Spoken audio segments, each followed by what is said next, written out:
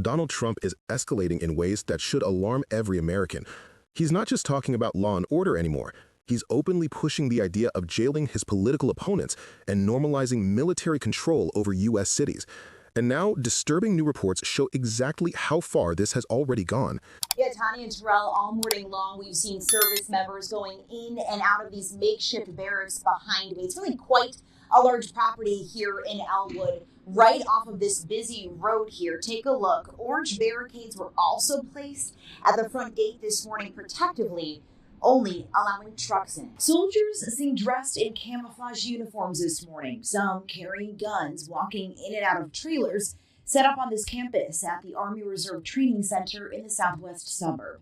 According to the U.S. Northern Command, about 200 soldiers with the Texas National Guard and 300 soldiers from the Illinois National Guard are here in the Chicago area. They're mobilized for an initial period of 60 days to protect ICE agents. That's right. Trump's allies are literally deploying troops in Chicago, framing it as protection for ICE, but clearly signaling something much bigger, a test run for martial law. We've seen this script before in Washington, D.C. and Los Angeles. The strategy is always the same: provoke chaos, then use that chaos to justify more crackdowns. But history shows us something else. Nonviolent resistance is the most effective response. When people refuse to give authorities the excuse they want, the narrative shifts. And right now, shifting that narrative is essential. One shocking incident captures both the danger and the lesson. Video shows Reverend David Black, a Presbyterian minister, standing outside an ICE facility in prayer. What happened next was outrageous. Federalized agents shot him in the head with a pepper bullet. The attack was illegal, unprovoked, and immoral.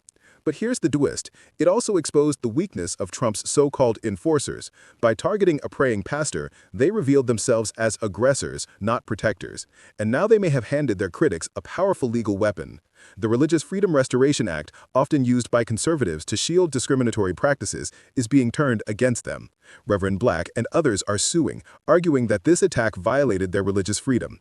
The very law Trump's movement has used to justify culture war victories may now be used to hold his federal agents accountable. This is Resistance 101. Don't just protest, dismantle their narrative. Music, prayer, art, and nonviolent defiance turn their violence into proof of their own illegitimacy. Trump's military presence in Chicago isn't about safety. It's about conditioning Americans to accept tanks and troops in the streets, while the Epstein scandal looms closer to him. Every deployment, every crackdown is meant to normalize the unimaginable. The response must be clear: nonviolence, exposure, and relentless pressure. That's how authoritarian experiments collapse. Thanks for watching. Make sure to subscribe to Frontline Democrats, hit the notification bell so you don't miss updates, and tell us in the comments, do you think Trump is using Chicago as a test run for martial law?